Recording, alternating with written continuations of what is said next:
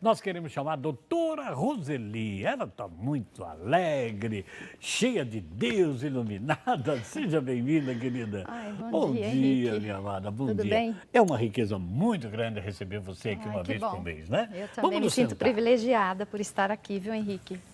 Tá? Que coisa rica, né? Que coisa rica, né? É. É uma alegria. Eu me sinto honrado com a sua presença. Eu também. Eu fico muito feliz de estar aqui novamente com vocês, né, nessa missão de esclarecer, trazer temas assim que o público pede, né, coloca nos e-mails e dar continuidade nesse tema, né, Henrique, que houve assim muita repercussão. Exatamente. E a gente sabe que lá no mês passado, no programa anterior, não deu para a gente esgotar totalmente esse assunto, né, Henrique? Então, eu cumprimento todo mundo que está em casa e já se prepara. Né? Então, muito bom dia. Eu convido você a estar ligado conosco hoje, né, nessa manhã, para a gente conversar mais a questão sobre a cura da árvore genealógica, que nós iniciamos, a árvore genealógica, né, parte 2, nesse programa de hoje. Nós vamos dar continuidade a esse tema, convidando você em casa a ligar para nós, fazendo sua pergunta, sua observação, para o 0 Operadora 19 3871 9620 ou passe um e-mail para nós, serfeliz@rs21.com.br. Mas, doutora Roseli, que alegria nós podemos partilhar e colaborar com a sua profissão, com a nossa fé, a vida melhor para as pessoas. O que é, na verdade, árvore genealógica? Vamos retomar isso. Então, vamos retomar alguns aspectos, né, do programa anterior para as pessoas poderem fazer um link, uma sequência, né? Porque hoje eu vou abordar outros aspectos que envolvem, né, na cura dessa árvore genealógica, que, como eu disse, é muito complexo o estudo. Existe uma ciência que estuda, né, a árvore genealógica, que se chama psicogenealogia. Né? E através dessa ciência, estamos assim, descobrindo que há muitas interações da nossa vida atual que têm reflexo da vida dos nossos ancestrais, dos nossos antepassados. Como se sofresse influência? Sim, sim, como se a gente estava falando, né, que atualmente nós temos até evidências e comprovações científicas de que o trauma ele pode ser dado e pode ser passado de gerações. Né? E a senhora tem um trabalho que a senhora vai percebendo isso?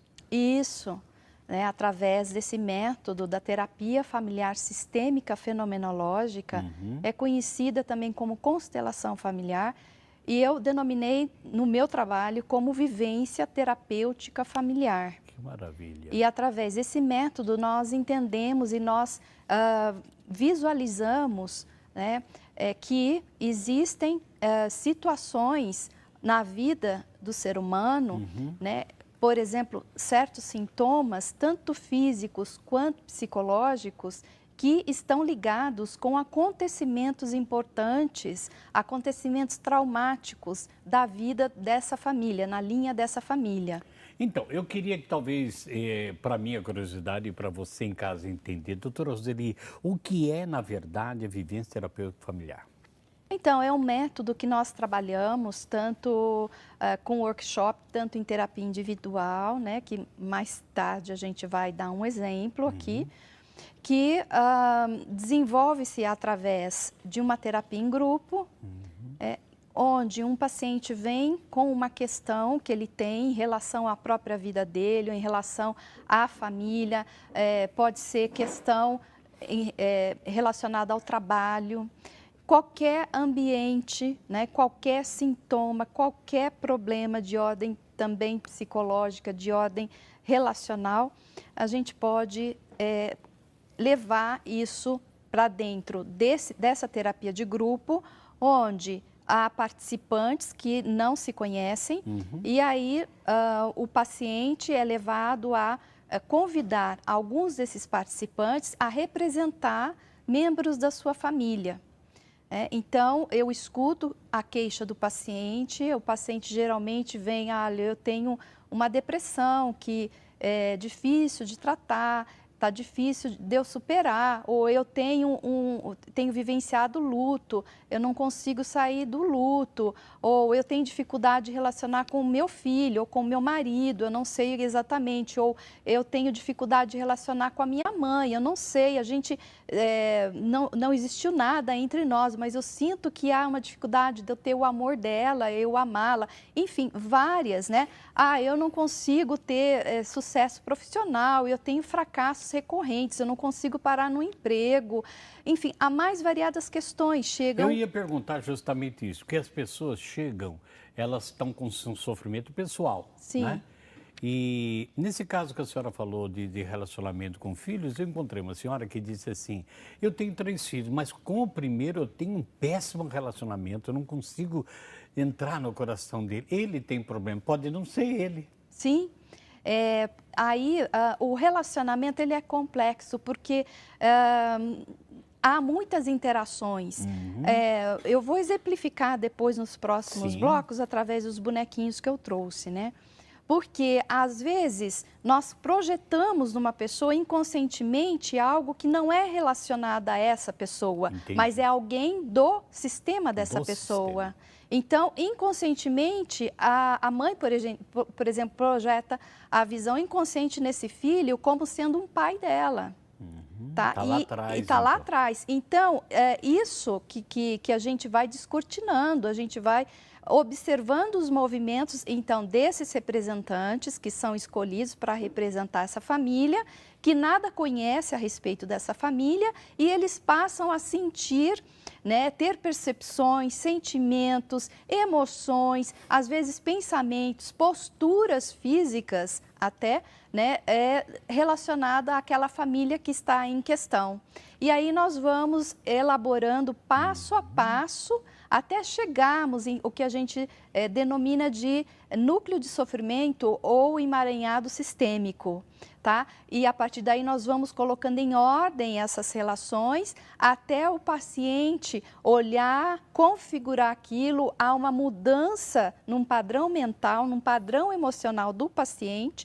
Geralmente o paciente vem carregado, vem se queixando com peso nas costas, né, com dor no corpo, e à medida que a gente vai trabalhando, esses pesos que o paciente sente no corpo, também vai cedendo, né? Vai minimizando, aliviando, sabe?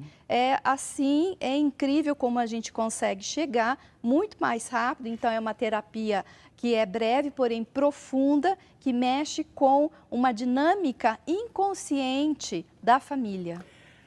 Você percebe aí, você que está em casa, a riqueza desse conhecimento? Pelo seguinte, porque eu penso assim, muitas vezes a gente fica sofrendo e dizendo que é o outro. Ela não muda, ele não muda, ele não muda. E a gente ama a pessoa e há uma certa rejeição por ela, não sei por quê. Quer dizer, ela representa alguma coisa na minha vida. E aqui eu vou falar por mim. Às vezes a gente tem medo de enfrentar isso, porque o problema somos nós, não é do outro, né? É uma terapia que leva você a assumir o seu lugar. Colocar no meu lugar. A sua responsabilidade, né? E são vários aspectos que nós podemos trabalhar. Eu lembro que eu fiz uma vivência de um casal novo, e esse rapaz, ele veio mais em função da mulher, porque geralmente é a mulher que traz, né? E ele veio com uma queixa muito importante de um transtorno bipolar. E ele tinha um pensamento recorrente de suicídio. Ele tinha? Ele tinha. E não só, né, uma ideação suicida, como ele havia também tentado o suicídio. E esse casal tinha uma filhinha, tem uma filhinha, né? E eles disseram, olha, eu não sei de onde vem esse pensamento suicida. Aí fazendo, então, uma breve anamnese, porque a gente pergunta o mínimo possível, né? A gente se atém aos fatos e não necessariamente a um discurso, mas a gente foi percebendo que havia uma participação, que o pai dele o avô dele, paterno, havia participado da guerra. A guerra lá na Alemanha, no nazismo e tudo mais, né? E ele tinha até herdado, digamos assim, a farda do avô, as armas, assim, uma homenagem aí ao avô, né? E quando nós fomos, então, colocar a família dele, principalmente esse avô, a gente percebeu que ele havia feito muitas vítimas. E essas vítimas estavam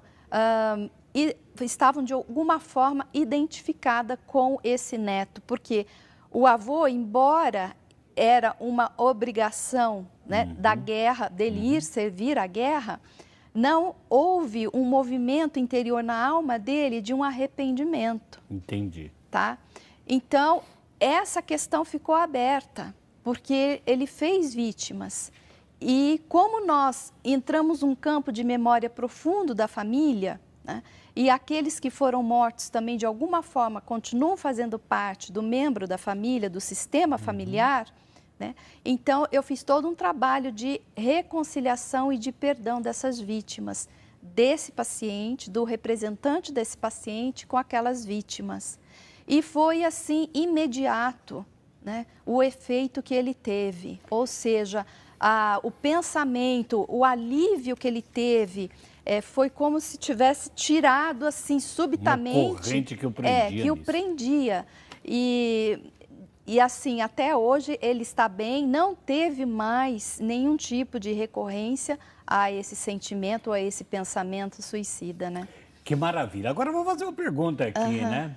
Essa abordagem que a senhora faz, como a senhora explicou agora, do avô desse rapaz, tem alguma coisa que ver com esoterismo, astrologia, religião, algo desse tipo? Não, de maneira nenhuma, né? Esse método prescinde de qualquer campo, né, espiritual. É um método psicológico, foi desenvolvido por um padre que foi padre, né?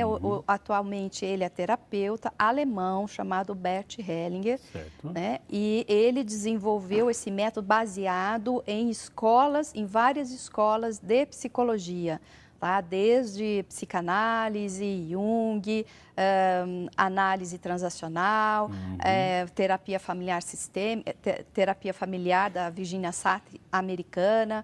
E são escolas psicológicas, né? Então, que fique claro para você, não se trata de algo espiritual, espiritismo, esoterismo, não é nada disso. É algo muito sério que está impregnado dentro da nossa história mental. Sim, então, que faz parte, né, desse descortinar, que eu acho uma graça muito grande que Deus tem dado a todos nós, né, de conhecermos esses movimentos inconscientes que temos em relação aos membros da nossa família, né, que é formado por vínculos, e os membros da nossa família, como eu disse no programa passado, tudo se move para buscar o amor. Amém.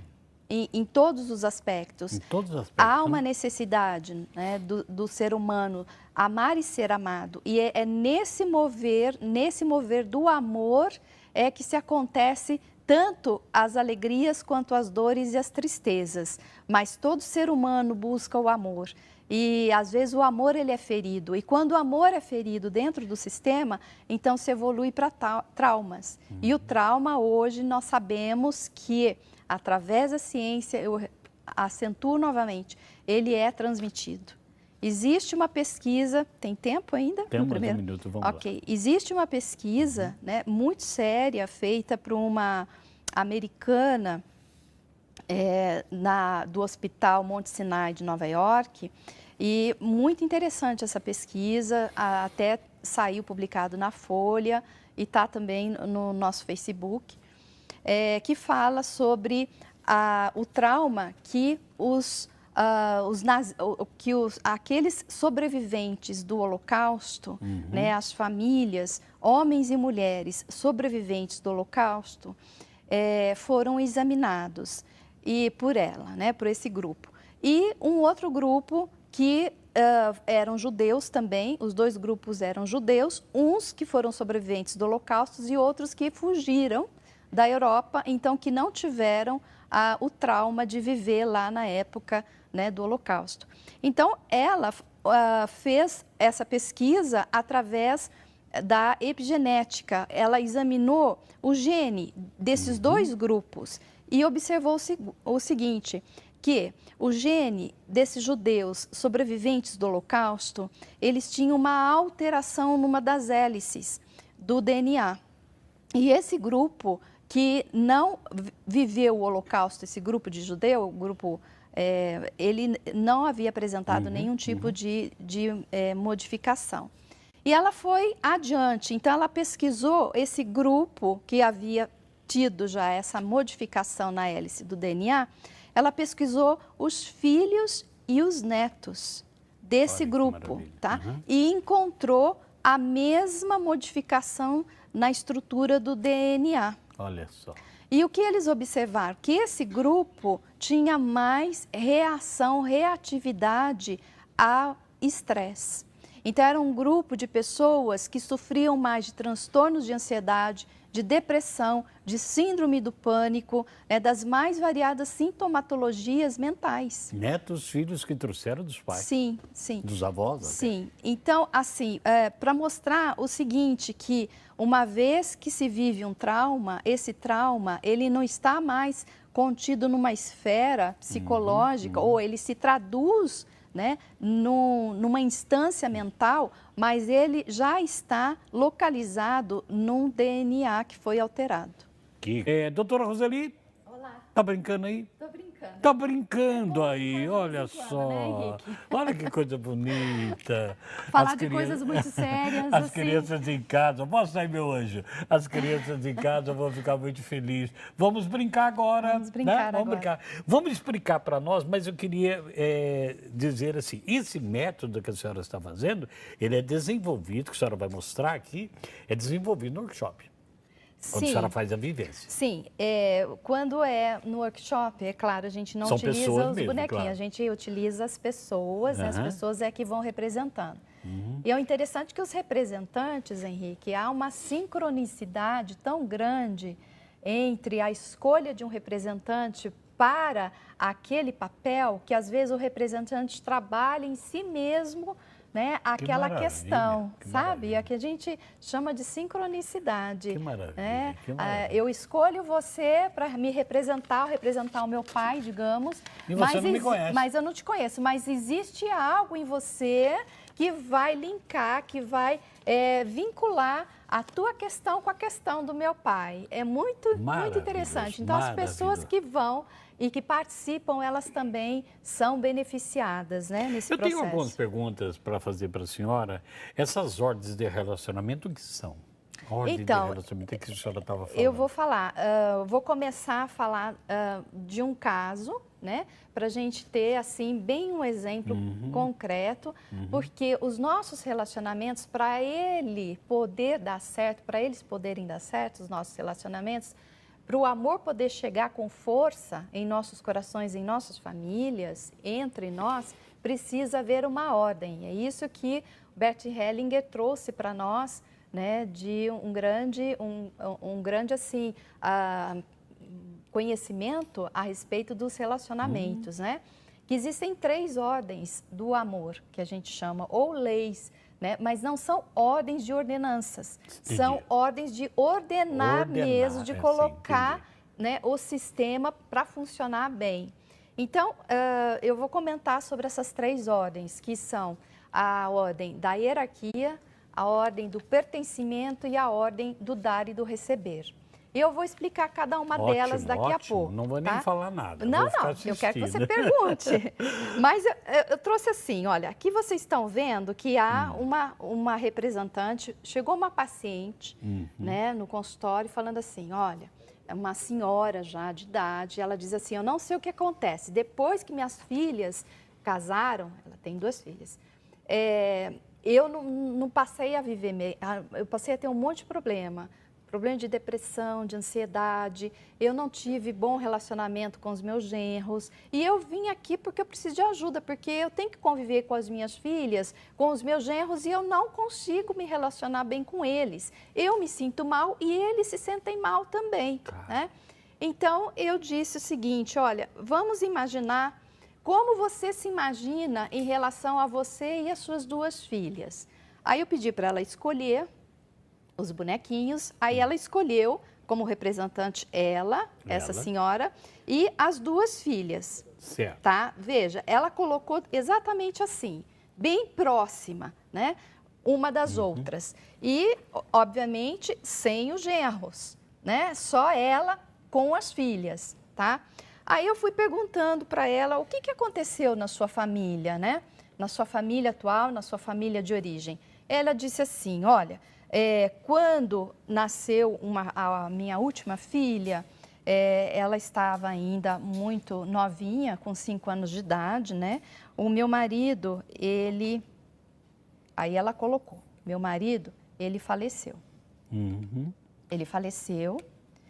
E aí, o que aconteceu? Eu me senti sozinha, muito sozinha, tendo que dar instrução, dar alimentação, dar educação para essas 2 filhas. E eu morava numa cidade onde ninguém me conhecia, né? Então, o que geralmente acontece nessa dinâmica, quando as crianças são ainda pequenas e que o pai ou a mãe morre, geralmente acontece o seguinte, há uma modificação na ordem.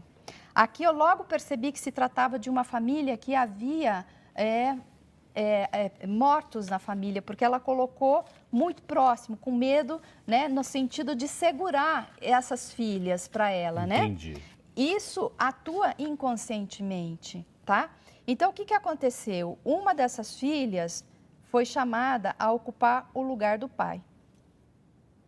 Inconscientemente. Ela disse assim, mamãe, eu cuido de você como o papai cuidava. Poderia ser a mais velha ou não tem nada a ver? Foi a mais velha. Foi a mais velha. Foi a mais velha. Inconscientemente ela ocupou esse espaço. Isso, isso. Ocupando esse espaço, já houve uma desordem. Por quê? Essa filha, ela jamais pode ocupar um lugar de um pai. E é um peso para uma criança assumir o lugar de um pai. Ou seja, ela está trabalhando para sustentar a mãe, para dizer, mamãe, por favor, não morra você também. Mamãe, por favor, fique bem. Mamãe, por favor, fique firme. Olha, eu estou aqui do seu lado para que para que der e vier, eu faço tudo para segurar você. Porque ela já havia perdido o pai, né? E o que essa atitude que ela tem, o que influencia a mãe? Influencia que a mãe, inconscientemente, ela vai projetando nessa filha aquilo que o marido deveria dar para ela. Os afetos, a proteção. Então, por isso que a dinâmica familiar ela é complexa. A gente sobrepõe olhares, né? Em vez de a gente olhar realmente o que é a pessoa, a gente pode olhar além da pessoa. O que a pessoa pode estar representando no meu inconsciente. Tá? Então, no inconsciente dessa mãe, essa filha representava o marido. E foi a filha que mais teve dificuldade de sair para casar. Mas olha, veja só, né? Interessante. Aí eu perguntei, o que aconteceu na sua família de origem, né? Aí ela disse o seguinte, olha, eu tive, então, papai... O pai dela. O pai e a mãe. Né? E tive 2 irmãs. 2 irmãzinhas, né? Vamos achar as 2 irmãzinhas aí. 2 irmãs. Aí o que aconteceu? Essa mamãe aqui, essa mãe, ela morreu.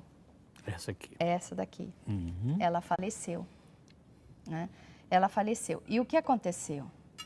Essa mesma paciente assumiu o lugar da mãe em relação ao pai. Entendi. Lá atrás. Lá atrás.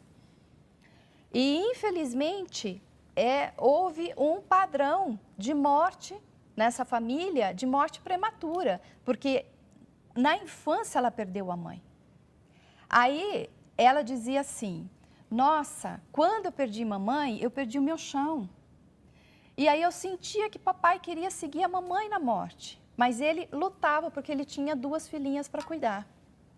Aí ela dizia assim, eu rezava muito, muito, muito naquela época, pedindo a Deus, pedindo a Jesus, não deixa meu pai morrer também, não.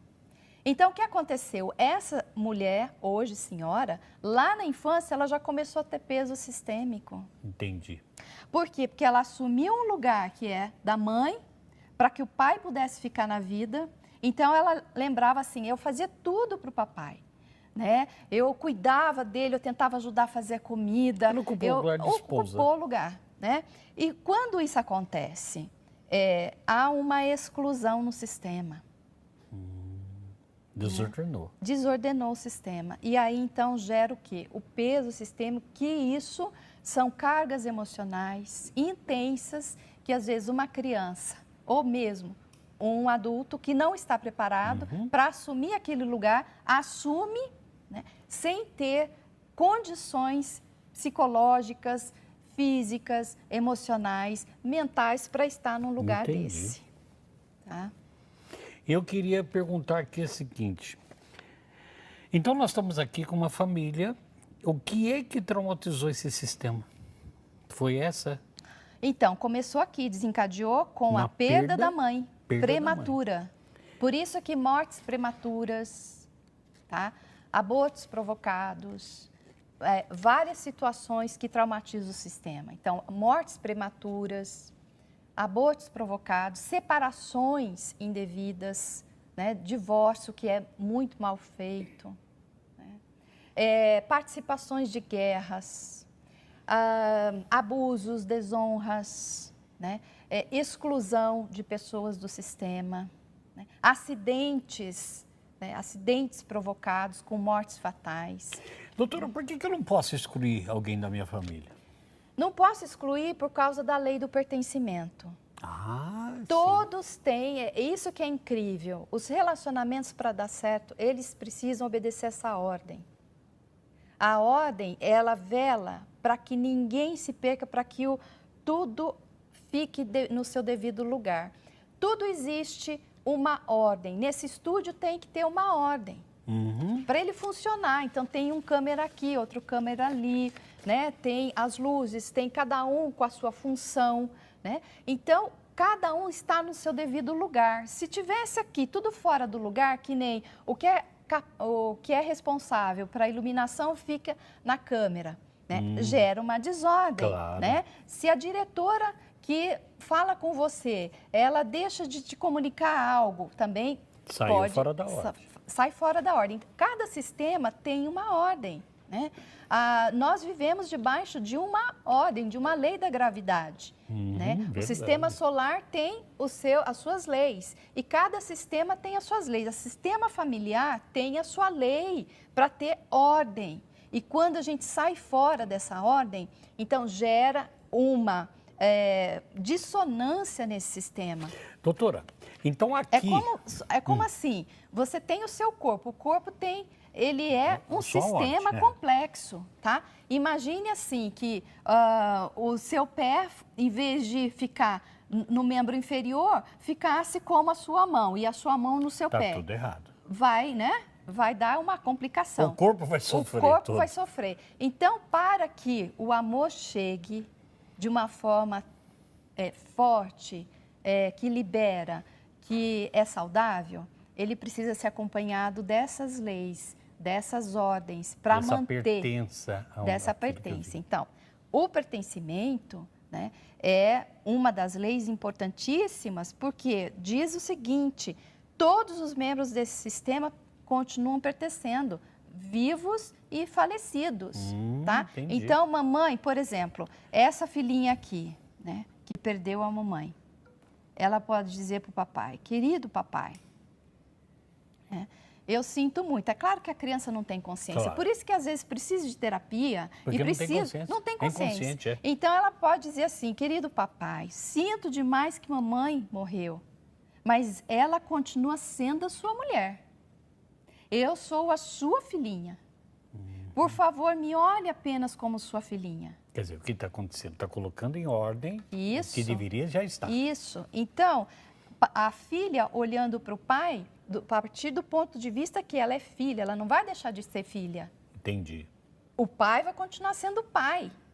E aí ela vai dizer assim: pois é, papai, então, eu sendo sua filhinha, eu não posso tomar o lugar da minha mamãe. A sua mulher continua sendo a minha mamãe, mas eu sou a sua filhinha. O que eu puder contribuir para que você fique bem, eu vou contribuir, mas sempre sendo sua filhinha. Deixa eu fazer uma pergunta bem boba aqui. A senhora disse que inconsciente, essa filha, nesse caso aqui, ocupou o lugar para proteger a mãe. Isso. Pode também, ao inverso, a mãe se apegar a uma filha querendo que aquela filha ocupe o lugar do marido que morreu? Sim. Sim, quer dizer, exatamente. vai fazendo a criança ser aquilo. Exatamente, foi o que ela fez. Foi o que ela fez. Por isso que originou esse conflito entre a filha e o genro. Porque o genro a vê como mulher dele e a mãe vê a filha como marido dela. Tá tudo em desordem. Isso que gera, então, a desordem. E ela permitiu casar, tudo, mas Sim. ela não consegue conviver bem com o genro Não, e tal. porque ela sentiu que arrancou algo foi dela. tirado. E não foi dado. Não foi tirado. Né? E aí ficou, então, na alma dessa mulher um vazio. Um vazio. Um vazio. Exatamente, tá? entendi. E esse vazio se transformou o quê? Em ansiedade e depressão. Poxa vida, que maravilha. Vamos continuar. O Anjo focaliza aqui essa família, porque olha aqui, poxa, que maravilha. Uma explicação muito didática, muito aí, para que você em casa entenda realmente o que é, como é que funciona. Aqui uns e-mails interessantes. Primeiro eu vou atender a Miriam, ela não diz de onde é, e a Miriam está pedindo pela saúde da mamãe dela, Dona Tânia, pedindo intercessão por emprego. Eu tenho a Laís também, que está dizendo bom dia para a senhora, bom dia para mim, que ela está muito desanimada, pedindo oração para que esse desânimo saia. Laís, um grande abraço para você. Agora eu tenho aqui um irmão chamado Gustavo. Ele diz assim, vou ser breve, Henrique. Meu nome é Gustavo e moro no Rio Grande do Norte. Sou católico e hoje estou divorciado. Meu divórcio ocorreu por divergência religiosa, mesmo depois de mais de 5 anos de namoro. Uma das razões foi o meu interesse naquela época para a doutrina espírita. Hoje eu não interajo mais com o espiritismo, pois só creio em Jesus e no seu sangue derramado. A pergunta é, falar em cura de gerações não é abrir o catolicismo ao espiritismo? E aqui eu vou dar falar de novo isso. Dá uma impressão para as pessoas que quando falo de gerações passadas, que a alma do meu bisavô, a alma do meu... estão influenciando na minha vida. Então, é mais ou menos o que ele perguntou. Não é abrir o catolicismo de Jesus com o espiritismo? Nada a ver, né, doutora? Inclusive, né, nós temos vários exemplos no programa anterior, né, de que eu falei a respeito de Jabes, né? Se não fosse importante a genealogia, creio que não estaria dentro das escrituras, porque as escrituras estão recheadas de genealogia. Por quê? Porque nós necessitamos entender as histórias de nossas famílias. Né? Não se trata, como eu havia falado, esse método de abrir, né, de estar aberto a qualquer esoterismo, qualquer corrente de espiritualidade. Não, é realmente um método psicológico, tá? Que nós estamos descortinando que há uma interação, há uma memória de grupo, há uma consciência de grupo. Jung já falava sobre o inconsciente coletivo e nós estamos, assim, operacionalizando, objetivando esse inconsciente coletivo, tá? Que todos nós fazemos parte de um corpo, né? São Paulo diz que nós... fazendo um paralelo aí com as escrituras, né? São Paulo diz que nós somos membros de um corpo, que Cristo é a cabeça e nós somos membros, né? E esse corpo é vivo, esse corpo ele interage, esse corpo é a igreja, né? Esse corpo é você, católico. Então, essa interação, tanto consciente como inconsciente, existe, só que o inconsciente ele é imperceptível. E o que nós estamos aqui desenvolvendo é que existe, sim, uma memória de família, né, um campo de informação, de percepção, onde os traumas se perpetuam ao longo da geração. Não se trata de falar que lá atrás o espírito do meu tataravô reencarnou naquele outro espírito. Não tem nada a ver. Não existe. Não é. Primeiro que o trabalho da vivência não é isso. Não é isso, gente. É um trabalho psicológico, né? Eu tenho aqui agora a Mariana, doutora, ela diz assim, bom dia, doutora Rosali, bom dia, Henrique. Bom dia. Estou assistindo o programa e hoje vocês falaram muito bem do que eu estou vivendo. Estou quase entrando em depressão, doutora, sofro demais em silêncio. Eu sei que o meu problema é pequeno, perto de muitos outros, mas eu não sou feliz e cada dia está piorando. Eu e a minha família estamos passando por um momento muito difícil e para ajuda de tudo, estou grávida. E acabei de terminar com um homem que amo por ser orgulhosa demais. Eu já não sei o que fazer. Choro o tempo todo e não entendo o fato de tanto sofrimento. Por favor, me dê uma palavra. Então, né, muitas separações de casais, né, advêm exatamente por se tratar dessa falta de ordem, né, dentro do sistema. Então, eu vou tentar responder o seu e-mail explicando as ordens, tá? Porque você conhecendo o que rege os relacionamentos, você pode ter aí uma identificação com a sua questão. Muitas depressões se originam da desordem sistêmica, tá? Por quê? A ordem, né, da hierarquia, o que vem primeiro dentro do sistema familiar? Vem o homem e a mulher. O homem e a mulher que fundam o sistema familiar, tá? Começa com o casal, né? Primeiro o amor do casal, tá? Então o casal se olha e vê o que eu tenho, o que a mulher tem e que o homem não tem. E o que o homem tem que a mulher não tem. E os dois se completam. Tá? Bom, uma vez que, então, houve o vínculo, houve o casamento, tá? Depois vem os filhos.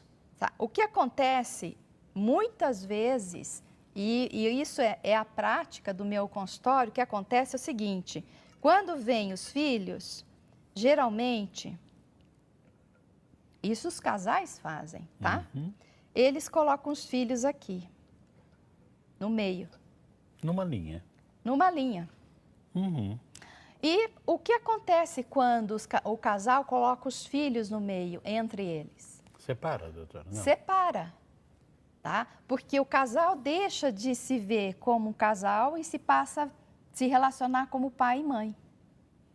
Os filhos não se sentem bem porque eles estão no meio, né, de uma dinâmica, de um relacionamento íntimo do casal. E, abrir um parênteses, tem muitos filhos que dormem com os pais na cama, né? É verdade. Isso tem também uma conotação importante para ser falado, mas não é o caso aqui. Então, o que acontece? Esse casal não se olha mais, não tem tempo mais para si. Mas isso é generalizado. A senhora falando isso, eu fiquei pensando. E também os filhos estão olhando papai e mamãe. Eles não olham para o pai e a mãe. Eles não olham para os dois como pessoas. Isso. O que acontece nessa desordem, né? Aí já começa a ficar fora cada um do seu lugar. O que precisa acontecer é esses filhos estarem na frente na deles. Frente, porque os vieram pais, depois. Sim, os pais deram origem a eles. Entendi. E aqui, nesse ambiente, entre pai e mãe, entre marido e mulher, ninguém mete a colher, não é mesmo? É verdade. Ninguém pode ficar aqui no meio deles dois. Pode, Só que o que acontece, depois que nasce o filho, é quase que instintivo, natural, a mulher, ela abrir, principalmente, esse espaço. Entendi. Só que depois disso, eles precisam voltar a se olhar e dizer, puxa... Você é minha esposa. E você é meu sou seu marido. Nós tivemos os nossos filhos, né? E os nossos filhos têm o lugar deles, que pertence a eles, tá? Então, essa é uma primeira dinâmica que mostra que cada um tem o seu lugar na hierarquia da família, tá? E essa hierarquia da família, ela tem essa ordem de precedência justamente para manter, para honrar aqueles que vieram antes. Porque os que vieram antes, eles têm mais precedência, não é importância, mas tem mais precedência do que os, que vieram depois, tá? Então, o que acontece? Quando os filhos ficam no meio, eles ficam desorientados. Eles passam o quê? A interagir, digamos que comecem algum conflito. Aí, um é chamado a mediar esse conflito. Isso é muito comum. Fica do lado. Filho entra no meio de pai e mãe para mediar conflito deles dois. Age ali como um terapeuta. Aí pode iniciar um processo depressivo. Já na infância. Na criança? Na criança. Porque a criança, o filho, ele não tem competência para estar no meio dos pais e solucionar conflitos, apaziguar. Equilibrar esse relacionamento. Porque a criança, ela diz assim, olha, eu quero fazer de tudo para não perder papai e mamãe. Então, se eu tiver que entrar no meio deles para segurá-los, eu vou entrar. Mas que peso eu vou segurar? Porque eu sou apenas uma criança, eu não tenho recursos. Aí eu passo a ter medo, aí eu passo a ficar ansiosa. Aí eu passo a ter sintomas, aí a criança passa a ter os mais diversos sintomas, porque ela está absorvendo que os pais não estão bem. Entendi. E ela tenta, com uma força de um amor mágico, de um amor cego, de uma lealdade invisível, ela entra para segurar esse casal. E aí o casal passa a não se sentir mais bem, né? E aí, então, pode se originar a depressão, que é uma das origens sistêmicas da depressão. Quando o filho entra num lugar que não é dele e ele segura algo muito grande para si e aquela força, aquele sentimento perdura e aí ele desfoca, ele fica sem energia para ir seguir livremente para a vida dele. Porque essa imagem ficou introjetada e ele vai o tempo todo, esse filho, essa filha, tentar segurar esses pais e segurando esses pais ao resto da vida, né? Com peso sistêmico. Olha que maravilha, você está na Rede Século XXI, está assistindo o programa Você Pode Ser Feliz, no horário brasileiro de verão, doutora Cristina nos dando aqui uma aula tão simples, mas tão profunda da vivência terapêutica familiar. Vamos atender uma irmã, eu vou tomar liberdade, ela não pediu, mas de não dizer o seu nome, mas você mora em Campinas. Doutora Roseli, eu tenho uma prima. Ela está com 43 anos e tem autismo. E de 1 ano e meio para cá, ela está muito violenta. Até parece que tem ódio dos pais. E a impressão que ela nos dá é que ela não quer os pais por perto. Não deixa ninguém dormir. Já foi a psicólogo, tomou calmante e nada resolveu. Os pais estão pensando até sair de casa para deixar ela sozinha, abandonar ela, pois já não aguenta mais. Até bater neles ela já bateu. A bisavó dela, doutora Roseli, já falecida, era uma mulher muito ruim. Será que isso pode ter alguma influência agora nessa prima? Bom, pode, assim, ter muitos fatores que estão influenciando, né, esse sistema e essa senhora aí, né, que tem esse diagnóstico aí de autismo. Mas já que ela falou dessa bisavó, né, geralmente, aqueles que são considerados pessoas más dentro do sistema, né, que são os excluídos. E o sistema não tolera exclusão. E é verdade, uma pessoa que tem assim, um temperamento muito ruim, automaticamente é excluído. As pessoas, né, os membros excluem. E essa filha está provavelmente, né, identificada com essa exclusão. Tanto é que se essa bisavó foi violenta e que não teve ruim, né? Ela não teve talvez um lugar dela, ela foi julgada, ela foi deixada de lado e isso a lei do pertencimento não permite que aconteça, nenhum pode ser excluído, bons e maus têm o seu lugar, tá? Essa filha autista, ela pode estar representando inconscientemente essa exclusão. E esse comportamento até de bater nos pais pode ser até dessa bisavó, que deve ter sido uma pessoa ruim mesmo, deve ter batido, deve ter tido. Mas, gente, o que nós não podemos fazer essa leitura, a consciência individual, ela é excludente, mas nós não podemos excluir ninguém do sistema, mesmo sendo pessoas que não foram bem aceitas, porque elas fazem parte. E, às vezes, essa pessoa que é tida como má, ela trouxe uma bagagem de trauma também. Entendi. Tá? Então, assim, é importante olhar a pessoa e não olhar o comportamento dela, o que ela fez, né? Mas sim o que ela representa, o que ela é naquele sistema. Se ela foi uma bisavó, por ordem de hierarquia, ela pertence e ela merece o lugar dela, mesmo ela sendo uma pessoa má. Então, o que eu sugiro a você, se você é uma pessoa, né, que está ali preocupada com essa sua, não sei qual é o grau de parentesco, né? Mas prima, né? Então, assim, que você procure de uma forma, chegar nesses pais e olhar para essa bisavó. Essa bisavó, ela veio de qual linha? Da mãe ou do pai? Olhar para essa bisavó, trazer essa bisavó no coração, honrar essa bisavó porque ela teve um lugar.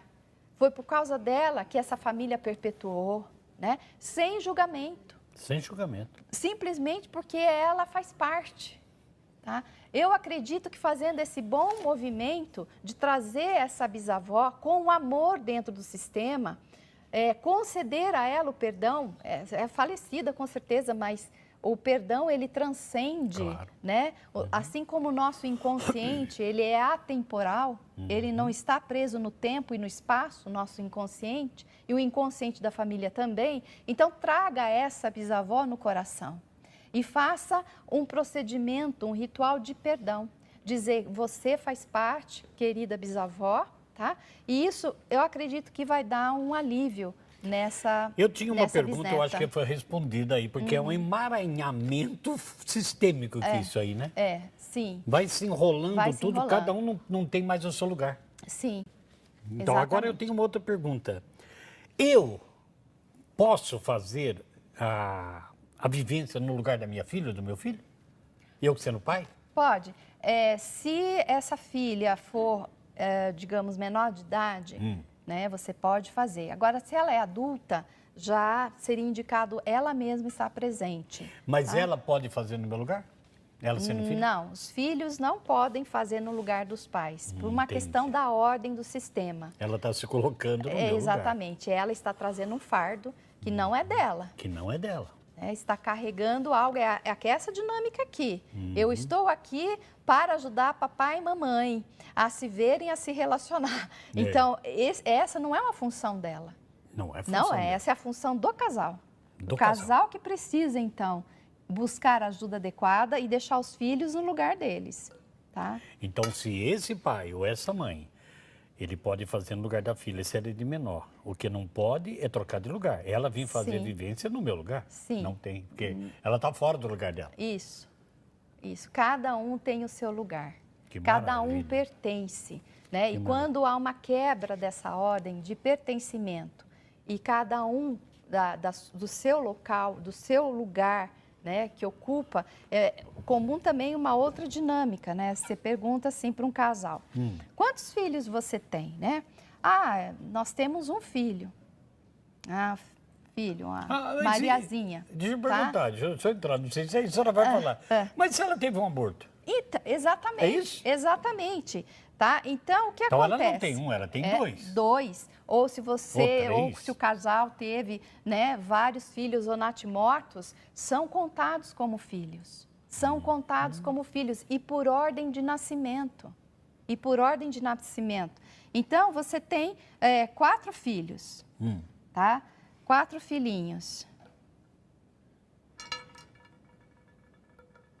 Um sobreviveu. Tá? Pode ser assim. Os 3 primeiros não sobreviveram. Faleceram. Não importa a forma. Não importa. Faleceram. Ou de dias de gestação, ou mesmo natimortos, não importa. O último sobreviveu. Quantos filhos você tem? Um. Exatamente, não é. Está errado, né? doutora. Você tem 4 filhos. 4 filhos. E esse é o último, é o 4º. Então, os outros são considerados membros da família. E se você não inclui, esse aqui não se sente bem. Porque esse aqui, inconscientemente, ele sabe que houve, intuitivamente, outros irmãos, mas que não sobreviveram. Então, esse irmão aqui que sobreviveu, essa irmã que sobreviveu, ela pode também trazer um peso sistêmico, sabe do quê? De culpa. E aí essa culpa não trabalhada, ela pode se tornar um mecanismo de autossabotagem. Por quê? Entendi. Porque quando ela olha para o pai e para a mãe a tristeza deles por perder esses daqui, ela vai querer compensar por esses irmãos. E ela vai dizer assim, olha, o que eles não puderam fazer, eu vou fazer. E não em é papel alegria dela. E não é papel. Ou ela pode pensar o seguinte, pensar no nível inconsciente, no intuir, no sentimento. Se eles não puderem estar na vida, eu também não tenho direito de estar. Então, eu sigo esses meus irmãos na morte, no fracasso. No fracasso. No fracasso. Nunca me sinto Às vezes no fracasso de relacionamento, às vezes no fracasso de ser uma pessoa que tenha uma profissão, um lugar, tá? E no inconsciente dela atua essa força. Esse fato pode ter acontecido aqui, desse primeiro ter sido um aborto? Pode? Sem ter natimorto, nem ter vivido alguns dias, alguns meses? Sim, sim. Aí eu convido... Porque ele já era uma pessoa. Sim, aí eu convido o casal, né, justamente a colocar esses filhos, a dar um nome a esses filhos. Dar um nome a dar eles. um nome no coração, né, para esses filhos, tá? Porque eles pertencem, eles têm o seu lugar, tá? E isso pode acontecer também com o filho adotado, que aí o filho adotado tem os dois sistemas, Os né? dois Os sistemas. dois sistemas, tanto o sistema biológico quanto o sistema da família de coração que o adotou. Doutora Roseli, nós trouxemos aqui, eu vou pedir para a diretora colocar o seu e-mail e o seu telefone ali na tela, porque a Rosalina mora no Rio Grande do Sul e ela tem um problema que talvez a senhora possa pedir à sua secretária passar o e-mail para ela. Também de Araxá, a Edna está com um problema seríssimo lá, de todo esse sistema que nós estamos falando. E a Maria Amélia de Itabirito, Minas Gerais, também teve um aborto, está com um probleminha talvez com um filho que nasceu depois, que não podia ter. Eu vou entregar na mão da senhora para que essas pessoas, e peço, vamos aí, não sei se já colocou ou não notei, mas o e-mail e o telefone da doutora Roseli, e ela pode, através de seus assessores, entrar em contato com vocês e talvez, quem sabe, até numa próxima vivência terapêutica, vocês participarem para encontrar a solução. Está aí na tela, ó, anote aí direitinho, né? Anote aí direitinho, Facebook da senhora também está lá, é isso? Tem. E o tem site também e o ali Facebook, né? como é que está lá? Meu Deus, como é que está, secretária? Como é que www.roselicristina.com.br. Pronto. Entre em contato, que alguém já entra em contato com você. Tenho certeza que você vai encontrar uma solução e poderá fazer, quem sabe, uma vivência. Doutora, eu tenho duas perguntas rápidas para fazer para a senhora. Primeiro, é possível fazer isso que a senhora fez, né? Os buraquinhos ficaram todos ali, mostra aí, Anjo. Olha só, ficaram todos caidinhos ali. Ficaram todos caidinhos ali. É possível fazer essa vivência aí individualmente? É possível. Eu faço no consultório, né? No consultório. Quer dizer, eu indo lá sozinha, a senhora faz esse comigo. Sim. Outra coisa, fazendo em grupo, como a senhora estava mostrando, eu corro o risco de expor alguma coisa que eu não devo expor? Não. Não. Nada a ver? Não, porque fica, na verdade, a gente trabalha num ambiente de sigilo, de ética, né? E todos se sentem integrados, porque todos estão buscando lá com a mesma finalidade. E não há necessidade de expor a vida, de relacionamentos, simplesmente de falar a sua questão e qual é o que você, né, quer dizer, quer a intimidade ver. sua não vai ser exposta. Não, ali, de maneira nenhuma. Não. Tudo isso é preservado. Quanto menos informação para o sistema, é até mais fidedigno. Né? Doutora, nós estamos em cima da hora correndo, como sempre, e quero propor que o mês que vem a gente continue isso. Tá certo. E eu já vou até propor às pessoas que possam mandar e-mails de pergunta para a senhora, que depois a gente traz o mês que vem e vamos tentar trabalhar em cima da realidade do que o povo está vivendo. Sim. Quero agradecer muito a Deus esse programa. Para mim fez muito bem, tenho certeza que fez um bem imenso para muitas famílias. Que bom. E dizer que honra. Que bom, e né? que a senhora dê a mensagem final. Tá, então, a mensagem, né? Eu lembro que eu trouxe a vida de Jabes, né? Que foi a mãe colocou o nome dele de dores, né? Homem das dores. E aí ele clamou a Deus. E Deus, ele invocou o Deus de Israel. E ele pediu, se efetivamente me abençoares, disse ele, né? Aumentarás o meu território, tua mão estará comigo, farás que se afaste o mal e a minha dor terá fim. Né? E Deus lhe concedeu o que pedira.